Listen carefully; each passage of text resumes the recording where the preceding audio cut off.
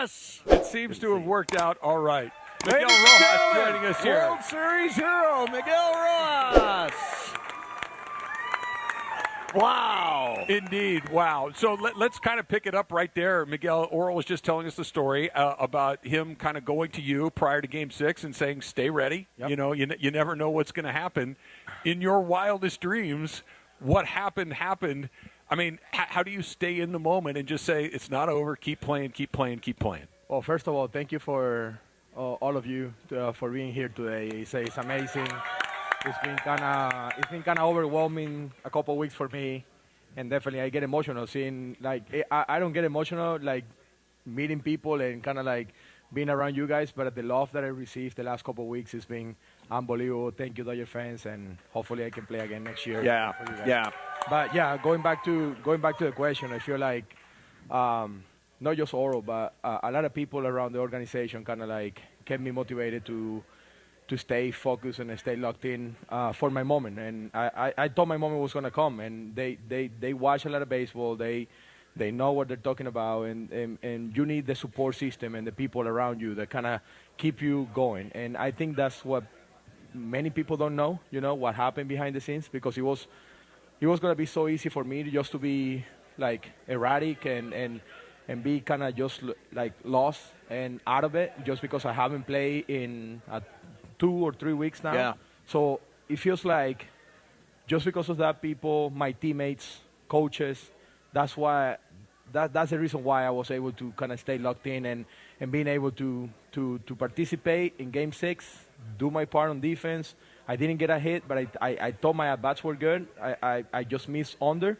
And I think you told me, Oro, you're going to run into a fastball. It wasn't a fastball. No, it was a slider. It was a slider. But so when you step to so down a run in Toronto, 9th inning, Game 7, World Series, how do you approach that at bat? What was going on inside your head? Well, to be honest with you, I played that at bat when I was playing defense. I was thinking, okay, we're going to get 3 outs here. We're going to be down by 1. And I started running situations in my mind, like what my situation might be next at bat. Because I know I'm coming up second. Kike could get on base. If he's on first base, I probably bought him over, you know, to give Shohei, Will, and the guys an opportunity to tie the game there. So I'm thinking about, okay, I'm going to bunt against Hoffman. What am I looking? I'm looking up. If it's on second base, I'm probably going to bunt to third. So I'm running situations in my head. And when I got the opportunity to start thinking, okay, if he doesn't get on base, my challenge right here will be put a good at-bat together, trying to get a fastball early in the count, and trying to hit a ball up the middle. That's what I was thinking. And because I hit a slider of Scherzer in my second at-bat, and I felt like that gave me a hint that he's probably going to attack me with fastballs, especially middle away, because they never throw me in during the series. So it feels like that was my plan right there. But as soon as I swing the first pitch, I said, okay, I got to lock in. I got to shorten up a little bit more and trying to hit the ball not up the middle. I have to try to hit it on the other side. That's why I fouled a couple balls off to the right side of the field. And when I did that, I felt like I was on the fastball. And when he hung the slider, I mean, yeah, we saw what happened. We saw what happened. Yeah. I got 2 quick ones for you. We're talking with World Series hero Miguel Rojas here on the Mason and Ireland show. Number 1, have you had to buy a beer in LA yet? No, I left right after the parade. So in the parade, obviously, I mean, the team kind of provide the beers and the champagne for us and everything. So. Yeah. I haven't been able to go to a restaurant or a bar, but I'm overwhelmed with the messages and people reaching out. Come to this place. We're gonna take care of you and your family. Come with your friends, whatever. And I mean, that was the first thing that I want to say. Thank you for all the love, and I know you guys feel really good because now we're back-to-back champions, and I did my part. And I always gonna say, I mean, it's for people to say that okay, that was. You was a hero or you're a legend or whatever it might be. But I feel like I just did my part when I got the opportunity. Well, you're both of those things, a hero and a legend of Dodger baseball, to be sure. So the second one is, you know, you grow up playing wiffle ball in the backyard. You grow up playing Little League baseball or whatever it is. And we all do the thing. It's the 9th inning of the Game 7 of the World Series. And I'm going to hit a home run to win the game, tie the game, send my team to a title. You got to live it, Miggy. I mean, does it land in the moment like I just did the thing I've been dreaming about my whole life? Or because it was a tie game, it's like, hey, man, I got to go out there and play a little defense. Maybe the game's not over yet. Oh, yeah. For me, it wasn't it was like that. It was like, okay, I hit the homer. I know it was a special. I gave my team an opportunity to win with the next win, you know, with Shohei, but we still got to get 3 outs. You know, like it's not like you hit a walk-off that you can just go and jump around and act like, you know, like you did something like that. I know it was a special, and, I mean, getting the guys fired up in the dugout and everything, it was really cool to see, and I think we needed that because it was a long series for us, especially older players on the team. You know, I think that 18-inning game hurt us. Yeah. Even though we won, I don't think we were able to recover until we got to Toronto, and we got a kind of an off day there with a shorter practice. But going back to that moment, I feel like, yeah, you always dream about that, but I kind of like, as soon as I saw Blake Snell on the dugout, that gave me the kind of like the look of, okay, job is not done. You know, we have to go play defense, and we have to win this game. And that was my first couple words in the dugout. I told the guys, we're not losing this game, boys. So what has the last couple of weeks been like for you, man? I mean, last night I think were you at the Latin Grammys last night? You presented at the Latin Grammys. What? I mean, you have become just a gigantic star because of what happened in Game 7. What's it been like? No, I feel like because what happened in Game 6 and what happened in Game 7, the whole combination of things. You know, the ground ball that came out of the bat of Barshow came to me, you know, and I make the play, and that play is like on repeat on every channel that I watch, on every highlight and every reel that I watch on my phone. So it feels like a lot of things happen for me to kind of like to change my life, to be honest with you, because even yesterday when I got to the airport in Vegas, sometimes you get some attention, you know, and you get some people around you that kind of watch baseball, and they're Dodger fans. We all know Dodger fans all over the world, and but it was different. It's been different the last 2 weeks. Even though at home, when I go to my son practice, it's crazy. It's overwhelming, but I'm living it, and I'm not going to shy away from it because it's something that I always ask for. Yes. You know, I always ask for the big moment, and it's been overwhelming, to be honest with you, because I never felt like I had that attention. But at the end of the day, it's kind of part of the job, you know. When you do something cool like that, you're going to get a lot of more attention, and the love has been real, and it's been kind of really cool for fans to kind of like show up every single day and be there for me, and I take pictures with them and sign everything, and it's awesome. That's what I'm here for. Awesome. So I had a chance to do a few things in a World Series and the playoffs, and when I go back and somebody asks me to watch the highlights, one of the craziest things that happen is I'll either think, why didn't Tommy take me out? I would have taken myself out of the game. Has you had any nightmares about you really didn't make the play or you really did pop up? You know, there are so many things that we know that had to fit together for it to always work. Yeah. And do you get scared when you watch it sometimes? Like, oh, I could have done that. Yeah, especially the play. Yeah, because the play. I mean, hitting in that situation right there, I mean, it's kind of like a lose-lose until you hit a homer. You know, if you ground out, if you strike out or whatever, it's what you're supposed to.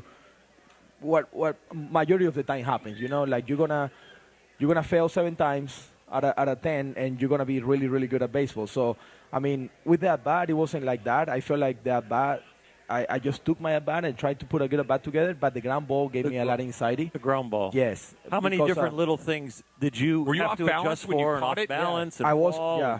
and grab the ball? Did you get a grip? I got a grip. It was good. The grip was good. I catch it clean, but the thing I stumble. Because of I think it was the turf or the little part in between, you know, like the little edge right there on the grass. Yeah. Something happened there. I didn't get a good read of the ball, so I was kind of afraid to kind of go for the short hop because the turf is really bouncy. So I was afraid to kind of like go get it, and so I went back to it, and was your baseball clock going crazy? Yeah, we all have a clock. Yeah. It was going crazy, and I told myself, we lose the game. We lost this game. Oh. And when I threw the ball, kind of like something took the ball a little like fastest to the play, and and Will just catching the ball, lifting the. I rewatching the play every single time, and I can't really watch it because I get nervous, I get excited, and I feel like they're gonna overturn. They're gonna call me and they're gonna say, hey. The call is overturned, you know. I'll believe it. You guys gonna lose this. You mentioned Game 6 a second ago, and the plays that you made in Game 7 are going to live on forever and ever and ever. But take me through the double play to end Game 6 because Kike makes that running catch. I still don't understand why he was as shallow as he was, but thank goodness that he was.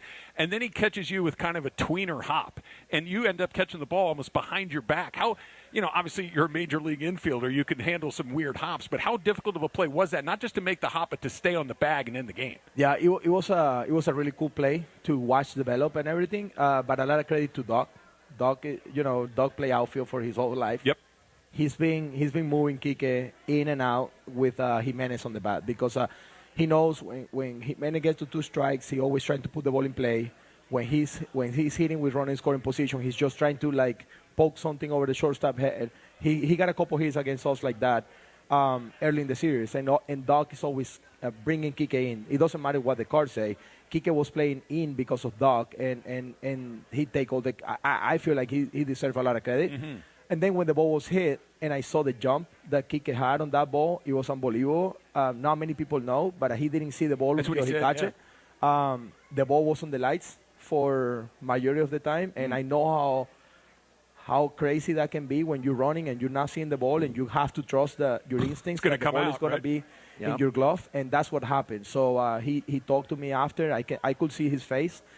And I couldn't go straight to the back because if the ball drops, I gotta go be kind of like the cutoff man. I have to, but as soon as he catch a ball, I kind of approach the back, and I'm glad that I was late because if I'm early on the back, I'm trying to stretch, and I might be in a tough situation there. But I was late, and then I got the in between half where it's just like God given, a lot of people are good in many things, but my hands are kind of like what got me to the big leagues, got me the opportunity to play in Game 6. Nobody really expected me to hit a home run, and kind of I wasn't in play because of my energy, because of the team needed something different. The team played good when I played during the regular season. Doc told me that he needed my energy and playing the game the way that I play. And play my defense, and that's why I was in the game. So that's how I describe that. Where did the unselfish energy, where did the unselfish person develop in you? Was it other players early in your career? Was it your mom and dad? Where did you, because you are a coach on the field, you're a living example of I will always be ready. You're humble, you're consistent, you have integrity, but all of that comes from you observing and listening to other people at the beginning. Yeah, definitely. Early in my career, I got good coaches that kind of taught me the old school way, and you know what I'm talking about. Getting to the field early, always being the first on the line, and I always take pride of that. As soon as I signed with the Reds organization, I got coaches over there that kind of taught me that way, and I never lost it. I feel like that's the reason why I'm always team first guy, because I was never a superstar or a super prospect that kind of was treated a little bit different. In baseball, is something that is real. When you're a prospect or when you're a guy that signed for a lot of money, they're gonna give you a special treatment and stuff, and they're gonna do some special things to you. But I wasn't that kind of player, and I have to be there early. I have to grind every single day, and that's how I want my kids to grow up and play the game.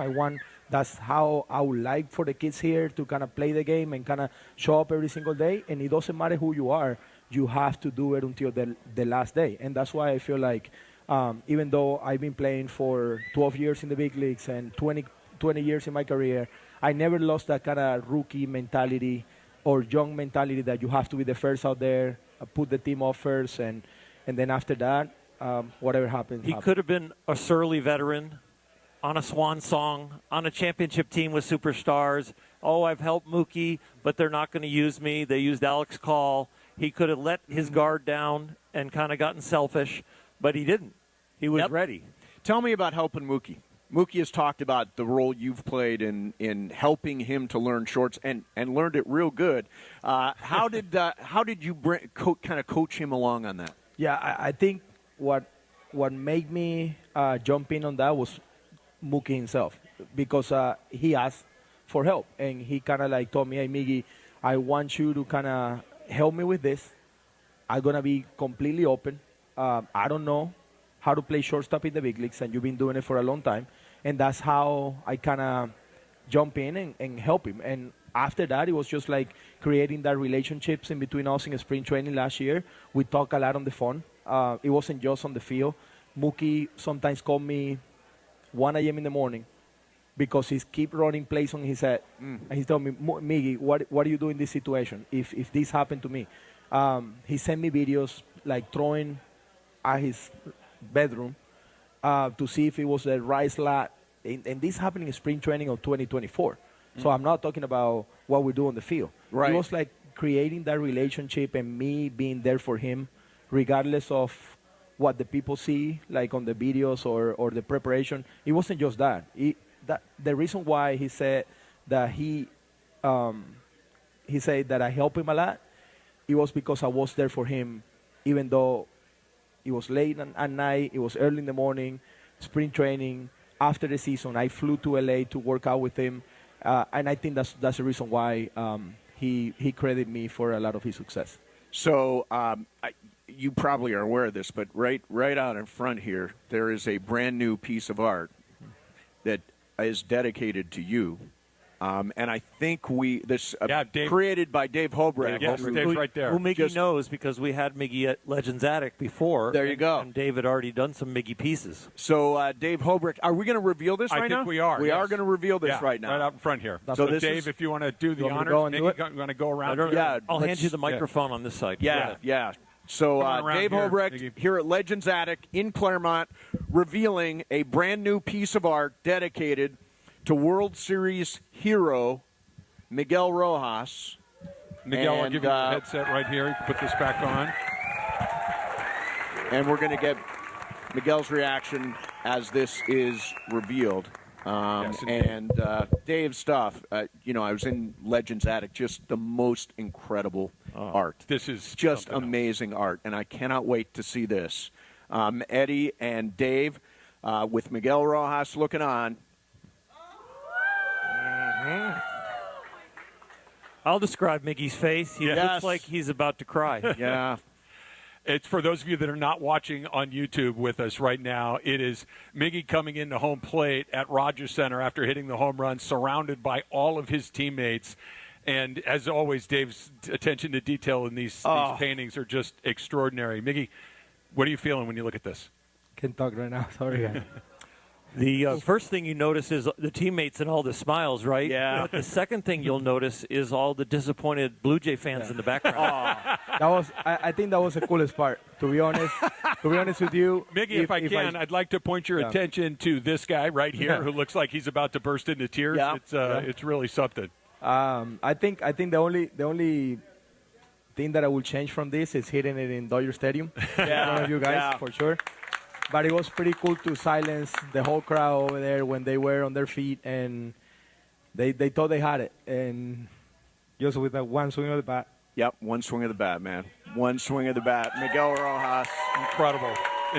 Amazing. Beautiful piece, Amazing. Dave. Beautiful piece, Dave. Eddie, I think he just made his inscription on baseballs with one swing of the bat. Yeah, there you go. Wow, that's amazing. That's amazing. What a beautiful. So you guys want me to sign it right now, or? Well, I think they're going to do. Come on, we're going to sign it out in the rain. Yeah. Come on back through we will have him sign it, right? Yes, but Dave, great not job. At this moment. Dave, it's absolutely beautiful, Dave. You guys are trying to make me cry. How many times you guys going to make me cry today? Wow. Well deserved to be sure. Miggy, let me ask you this too, and you mentioned it right off the top when you sat down with us, that you hope to be back next year. I mean, how important? I know that you want to continue to play. Yeah. I know, listen to all the Dodger fans here. Everybody would love to see you come back again. Take me through the first time that you've been a free agent in Major League Baseball. This is the first time for me being a free agent, and obviously it's a great time to be a free agent right now, to be honest with you, because of what happened. I don't have to worry about getting oral nose, being a free agent and not having a contract. It can be sometimes. Well, he's got a lot of things to sell. Yeah. I mean, right. the base level salary of where he could be is a veteran leader to come and change a team's chemistry. Yeah. So there's the base level. The next level is a starting shortstop that can still play every day. Mm-hmm. The next level is a super utility guy that is your team guy and can coach your young players. And he doesn't want to go back to the Miami situation, I'm sure. He wants a championship again. And I'm sure he wants to be back in L.A. I'm not his agent, but maybe doing a good job. We'll fire your agent. I'll represent you. I will do whatever. I will do whatever to kind of like sign back here. And obviously, the organization needs to do their planning on like what the goals are going to be, who's the players are on the book and anything that they're going to come off and who they want to sign and all that. And I'm willing to wait. I don't want to be waiting until like after spring training start or anything like that because I feel like I need to plan my life too. But I think for me, this being the last year that I'm going to play, I want to take this year as a little transition, and I'll do anything in my power to help this organization win, not this next year, but going forward. So looking forward for next year to start getting a little bit more into what's going to happen after my career when the days that I don't play. When I'm playing, I'm focusing totally on so playing. You might think about being a player coach? Yeah, it can be something like that, but I don't want that to sound like I'm not doing everything in my power to be the best player that I can be. And hopefully next year is the best year of my career. That's what I'm going to be working for. Yeah, last thing for you. I've heard Dodger players say heart and soul guy. I've heard guys say glue guy. What does that mean to you when you hear expressions and phrases like that? It's just my personality. It's just like who I am, and I'm not trying to force anything. Nobody asked me to do this, like they didn't trade for me and say, hey, you're going to be the glue guy. You're going to be the heart and soul. No, I just came into a locker room full of great people, and they opened the arms for me, and they let me be myself. They let me have the mic on the bus. They let me play the music for them.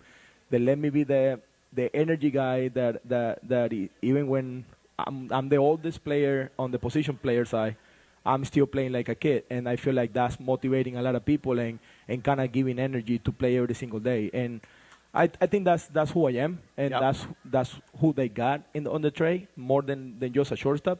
And I'm happy that I was able to show that to the whole organization.